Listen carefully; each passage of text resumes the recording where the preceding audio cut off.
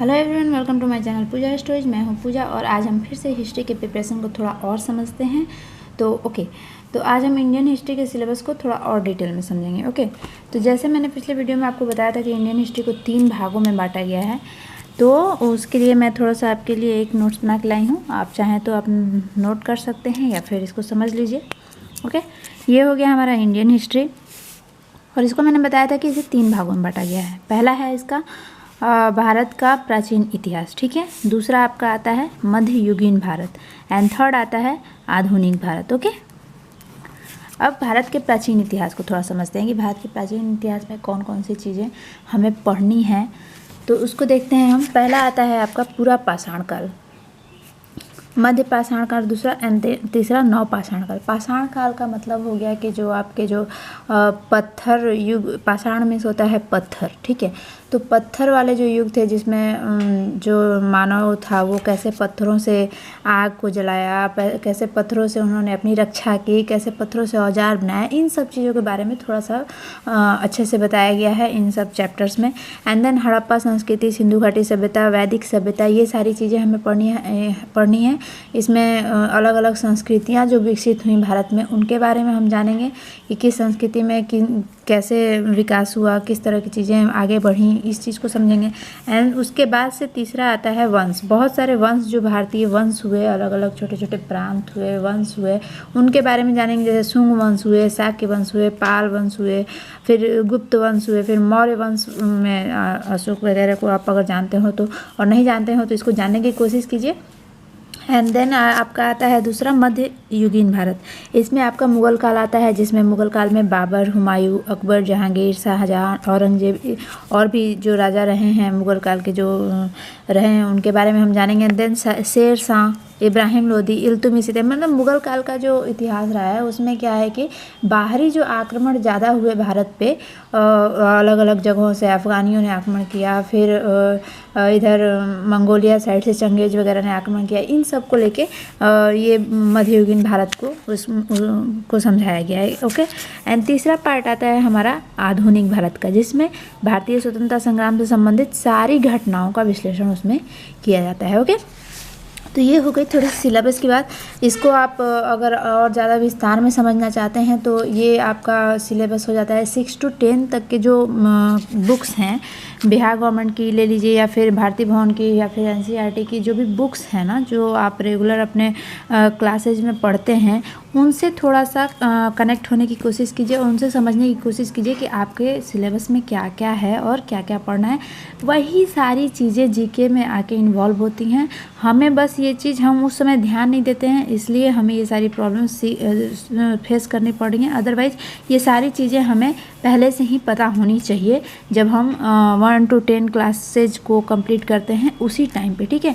और आगे बस हमें रिवीजन की ज़रूरत होती है, बट हम उस टाइम पे उतना ध्यान देते नहीं हैं, इसलिए हमें ये सारी प्रॉब्लम्स फेस करनी पड़ती है।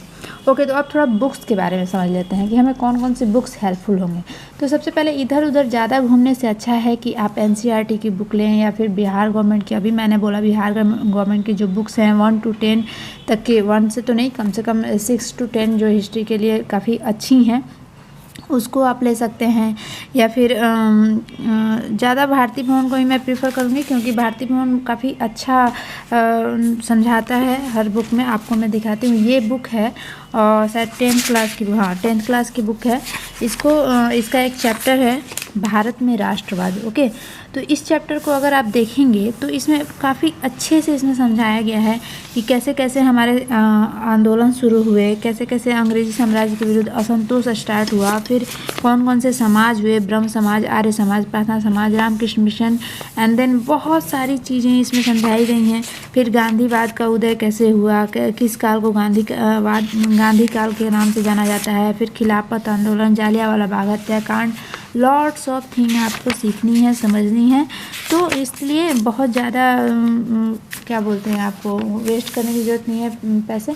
आप बस छोटे छोटे बुक्स से ही अपने आसपास के बच्चों से पूछ लीजिए, मतलब 6 से 10 तक के बुक्स कलेक्ट करने की कोशिश करें। चाहे तो आप अपने घर में चेक कर सकते हैं जो बच्चे पढ़ रहे हैं, या फिर आप नहीं पढ़ा हो तो आपने कोई बुक रखा हो उस तरह का, तो उसको पहले शुरू कीजिए। एंड देन अगर उसके बाद आपको टॉपिक्स और समझने की ज़रूरत है तो फिर आप आसपास के बच्चों से पूछ सकते हैं, उनके पास भी बुक्स होंगी। या फिर अगर आपको कहीं से भी नहीं मिल पा रही है तो ये सारी बुक्स काफ़ी कम रेट में आपको मार्केट में भी मिल जाएंगी, तो आप वहाँ से भी परचेज कर सकते हैं। ओके, तो पहले इन सब बुक को ट्राई करें, इन सब बुक को कवर करें, एंड देन ही आगे बढ़ें, आगे किसी बुक के बारे में सोचें, क्योंकि ये बेसिक है हमारा। अगर इसको हम नहीं समझेंगे ठीक से तो फिर बिना मतलब कि इधर उधर घूमने से कोई फ़ायदा नहीं है। दुनिया भर की बुक्स मार्केट में पड़ी हुई हैं, आपको नहीं समझ में आने वाला है कि कौन सा बुक हमारे लिए सही है, कौन सा नहीं है। तो क्यों नहीं हम बेसिक से स्टार्ट करें। तो जो बेसिक है हमारा उसमें हम टाइम देंगे तो वो हमारा ज़्यादा अच्छा रहेगा, ये मुझे लगता है। मैं ऐसे ही कंप्लीट करती हूँ कोई भी चीज़ को, तो इसलिए मैं आपको बता रही हूँ। आगे आपकी मर्ज़ी, क्या आपको अच्छा लगता है। तो ये सब चीज़ें हो गई। अच्छा, एक चीज़ और मैं बड़ा कहना चाह रही थी कि इतिहास जो है, एक पिछले वीडियो में मैंने कहा था कि थोड़ा लोग समझते हैं कि बोरिंग सब्जेक्ट है, बट एक्चुअली मुझे नहीं लगता। मैं काफ़ी कंफर्टेबल हूँ इतिहास को लेके। हाँ, थोड़ा सा मैं ये कह रही थी कि अगर आपको इंटरेस्ट, जो कहते हैं कि थोड़ा इंटरेस्ट बढ़ाने की बात, तो इसके लिए आप ढेर सारी पिक्चर्स बनी हुई हैं हिस्ट्री रिलेटेड। ओके, या फिर आपका टीवी शोज बना हुआ है, तो कभी भी आप फ्री हो या कभी आपको एंटरटेनमेंट टाइप का कुछ अगर चाहिए तो बिना मतलब कि इधर उधर चीज़ें देखने से अच्छा है कि कुछ इस तरह की चीज़ें आप देख लें। जैसे कि आपका मुग़ल आज़म हो गया, फिर जोधा अकबर हो गया, या फिर पद्मावत भी बना हुआ है। फिर आपका क्या एक नया पिक्चर आया था, कुछ और भी बहुत सारी पिक्चरें हैं, बहुत सारी पिक्चरें हैं। फिर भी, या फिर आपका ये भारतीय स्वतंत्रता संग्राम वाला जो चीज़ें हैं वो, उन सब पर भी बहुत सारी पिक्चरें बनी हुई हैं। सुभाष चंद्र बोस पे बनी हुई हैं, भगत सिंह पे बनी हुई हैं, गांधी जी पे बनी हुई हैं, ये सारी पिक्चरें देखिए। एंड देन उसके बाद भी बहुत सारी लड़ाइयों पे पिक्चर बनी हुई है, जैसे इंडिया पाकिस्तान के युद्ध पे बना हुआ है, कारगिल युद्ध पे बना हुआ है। तो ये सारी चीज़ें देखने की कोशिश कीजिए, इससे आपको बहुत हेल्प होने वाला है, इंटरेस्ट बढ़ने वाला है सबसे बड़ा चीज़, और आपको मज़ा भी आने वाला है। अच्छा, ये मैं नहीं कहती हूँ कि वो बहुत अच्छी सारी चीज़ें वो सही बताते हैं, ऐसा भी नहीं है, लेकिन हमको इंटरेस्ट की ज़रूरत है ना। हम इंटरेस्ट बढ़ाने के लिए उन सब चीज़ों को देखेंगे। एंड देन फिर भी मैं कोशिश करूँगी कि आप ऑफलाइन ही पढ़ें तो ज़्यादा समझ में आएगा।